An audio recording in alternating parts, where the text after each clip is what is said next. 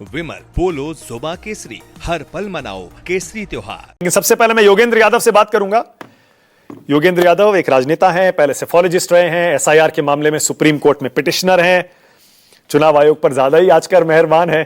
योगेंद्र जी, आपने ज्ञानेश कुमार की press conference के बारे में कहा कि इससे शर्मनाक प्रेस कॉन्फ्रेंस आपने नहीं देखी होगी। आज इंडिया गठबंधन की तरफ से इशारा किया गया कि महाभियोग लाया जा सकता है। आप सहमत हैं? महाभियोग अगर आता है तो इससे क्या नौबत यह आ गई है योगेंद्र जी के महाभियोग लाकर उनको हटाने की कोशिश की जाए, ये जानते हुए कि आंकड़े पक्ष में नहीं है?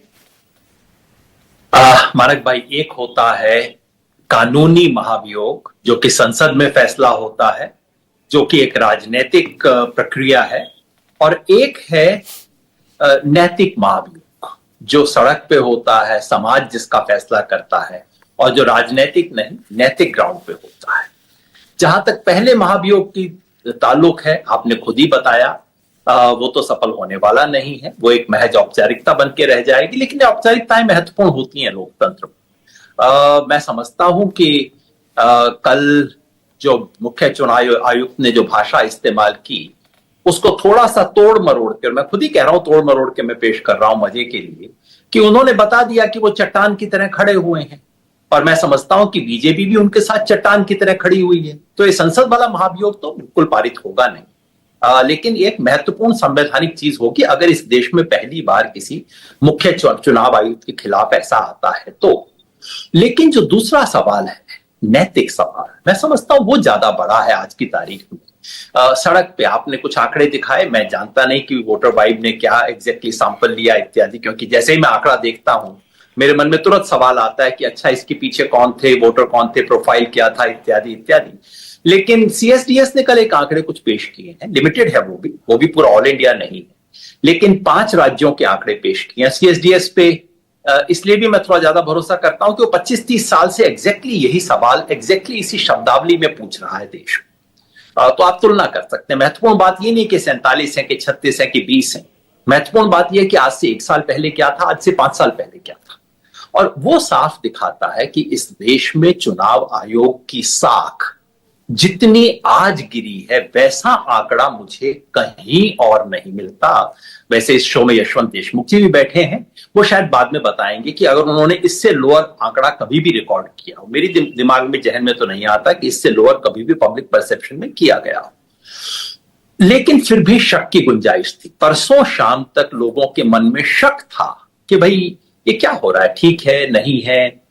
कल चुनाव आयोग ने जिस तरह की वार्ता की, उसमें शक की गुंजाइश को खत्म कर दिया उन्होंने। ये सीधे सीधे एक राजनीतिक प्रतिद्वंद्वी की भाषा थी। देखिए, ऐसा नहीं है कि चुनाव आयोग पे पहले आरोप नहीं लगे हैं, आप खुद जानते हैं। याद दिला देना जरूरी है क्योंकि कई लोग भूल जाते हैं इन बातों को। सन 2002 में माननीय नरेंद्र मोदी जी गुजरात की एक आधी सभा में नहीं, दर्जनों सभाओं में उस जमाने के मुख्य चुनाव आयुक्त जेएम लिंगदो का नाम ले लेके उनका मजाक उड़ाया करते थे, उन पे व्यक्तिगत हमला करते थे। और नाम जेएम लिंगदो नहीं कहते थे जैसा वो लिखते थे, कहते थे जेम्स माइकल लिंगदो, इसी भाषा में बोलते थे, याद दिलाने के लिए कि वो आदमी ईसाई। क्या उस जमाने में जेएम लिंगदो ने मोदी जी को चुनौती दी कि माफी मांगो, देश से माफी मांगो, मेरे से माफी मांगो, हलफनामा दो? नहीं, क्योंकि वो संवैधानिक संस्था के थे, क्योंकि उसकी एक मर्यादा थी। मैं उन जमानों में मिला भी था लिंगदो साहब से, जिनकी बहुत इज्जत करता था। तो उन्होंने कहा देखो संवैधानिक पद पे। योगेंद्र जी, लेकिन आप तुलना मेरे ख्याल से गलत कर रहे हैं। मैंने भी देखिए 25, 27, 28 साल से राजनीति को बहुत करीब से देखा है। आप गलत तुलना कर रहे हैं। उस समय नरेंद्र मोदी करते थे, बिल्कुल सही कह रहे हैं, लेकिन जितना हमला अब चुनाव आयोग पर हो रहा है, उतना हमला इतिहास में पहले कभी नहीं हुआ। जितना राजनीति में चुनाव आयोग को अब घसीटा जा रहा है, उतना पहले कभी नहीं घसीटा गया। इनफैक्ट आप गलत तुलना कर रहे हैं। अभी भी विपक्ष ने ज्ञानेश जी का नाम लेके उनके नाम का खिल्ली नहीं उड़ाई है। ज्ञानेश जी की जो जाति है, धर्म है, उसके बारे में कोई टिप्पणी नहीं की है। किसी किस्म की व्यक्तिगत टिप्पणी नहीं हुई है, जहां तक मेरी जानकारी की जा सकती थी। कई ग्राउंड्स हैं जिस पे टिप्पणी की जा सकती थी, नहीं की गई है। जबकि लिंगदो साहब के नाम को लेके, उनके धर्म को लेके व्यक्तिगत आक्षेप किए गए थे, जो आज नहीं हुए। तो ये गलत आप कह रहे हैं। इंपॉर्टेंट बात यह है, अगर मान लीजिए संस्था पे आक्षेप, संस्था के आक्षेप की बात अभी नहीं है। 2013 में मोदी जी ने स्पष्ट रूप से कहा था कि ये जो पूरी प्रक्रिया है उसमें चुनाव आयोग एक तरफा है। जैसा आप जानते हैं 2009 में अडवाणी जी ने एक पुस्तक की प्रस्तावना लिखी थी, जो कि अब बीजेपी के राज्यसभा सांसद हैं, उन्होंने लिखी थी, जिसमें कहा था कि ईवीएम टोटल फ्रॉड है। ये सब बातें हो चुकी हैं इस देश में।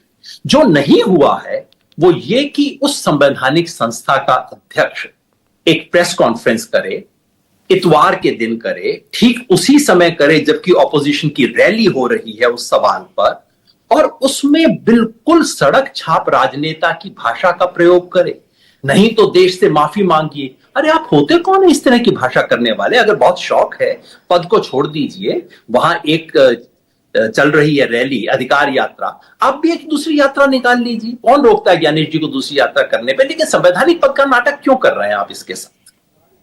अच्छा, आप भाषा पर जो बात कह रहे हैं उस पर बहस हो सकती है, लेकिन योगेंद्र जी देखिए, यह भी कहना पड़ेगा कि पिछले कई सालों से आप बार बार सब लोग बल्कि मिलकर, पूरा विपक्ष और आप भी कह रहे थे और बहुत हम भी कह रहे थे, मैं खुद कह रहा था कि इलेक्शन कमीशन प्रेस कॉन्फ्रेंस करना चाहिए, हर दिन आना चाहिए, हर हफ्ते आना चाहिए, सारे सवालों के जवाब देने चाहिए।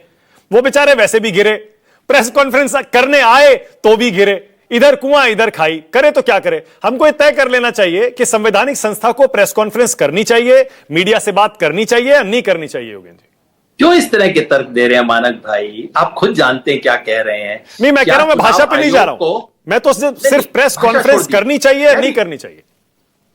बिल्कुल प्रेस कॉन्फ्रेंस करनी चाहिए। क्या जरूरी है कि वो प्रेस कॉन्फ्रेंस सारा काम छोड़ के रविवार के दिन एग्जैक्टली उसी समय करें जबकि ऑपोजिशन की रैली चल रही हो? लोगों के मन में सवाल आते हैं कि कहीं हेडलाइन मैनेजमेंट तो नहीं हो रहा। अच्छा, चुनाव आयोग सामान्यतः सोमवार को कर सकता था। नंबर 2, यदि आप प्रेस कॉन्फ्रेंस करें, बिल्कुल करनी चाहिए, मैं तो स्वागत करता हूं इस बात का। एक संवैधानिक अध्यक्ष एक पद की मर्यादा के अनुरूप बातचीत करें। नंबर 3, सवाल लें, बहुत अच्छी बात है। और ये मैं कहना चाहता हूं, कम से कम मुझे कल ये नहीं दिखाई दिया कि प्रेस कॉन्फ्रेंस में कुछ खास लोगों के सवाल दबाए गए हों, सिर्फ खास ही गोदी लोगों से सवाल पूछो, ऐसा मुझे नहीं लगा। सवाल सब क्या है, परंजय गुहा ठाकुर ने सवाल पूछा, उनको अनुमति दी गई, ये बहुत अच्छी बात है। मगर जवाब कहां मिले? मैंने 10 सवालों की लिस्ट बनाई है जो पूछे गए, पॉइंटेडली पूछे गए, जिसका कोई जवाब नहीं दिया। आपको मिला हो तो आप बता दीजिए। एक पत्रकार ने पूछा कि आपने पूरे उस एक महीने में कितने नाम जोड़े? आपने 65 लाख काट तो दिए, जोड़े कितने? सिंपल सवाल था, आंसर मिल सकता था ना, नहीं मिला। दूसरे ने पूछा कि ये नॉट रिकमेंडेड नामक लोग कौन है वोटर लिस्ट में इस वक्त, उनकी संख्या क्या है? आपको जवाब मिला? मुझे तो नहीं सुनाई दिया।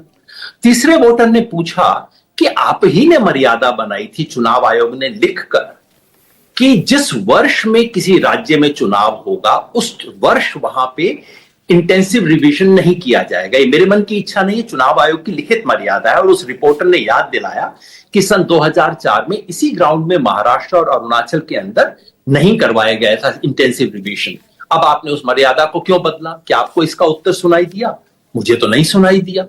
10 सवाल मैंने रिलीज किए हैं जिनका उत्तर नहीं दिया। वो हमने देखे सवाल। हाँ, ठीक है। तो आप बताइए, मैं इसका कैसे समर्थन करूं? एक सेकंड इस आधार पे कोई कहने लग जाए कि आप कह रहे हैं प्रेस कॉन्फ्रेंस मत कीजिए, तो कुतर्क हो गया ना भैया। हाँ, नहीं ठीक है, नहीं मैं ये चाह रहा था, थोड़ी क्लैरिटी ये होनी चाहिए कि जो आपत्ति है लोगों की ज्ञानेश कुमार की, चीफ इलेक्शन कमिश्नर की या इलेक्शन कमीशन की प्रेस कॉन्फ्रेंस से है, उसमें जवाब न देने से है, टाइमिंग से है, या फिर भाषा से है? मैं ये क्लैरिटी चाह रहा था, आपने वो क्लैरिटी दे दी। मैं चाह रहा हूं यशवंत को भी ले आऊं जरा, क्योंकि आपने यशवंत का जिक्र भी कर दिया। यशवंत जरा बताइए। टेक्निकल बात पे कह रहा था, बाकी आजकल यशवंत भाई भी मेरी तरह से अपने आप को राजनीतिक कार्यकर्ता कहें तो ज्यादा अच्छा रहेगा, उससे माफ कीजिएगा आप। अच्छा ठीक है, ओके, ऑल राइट।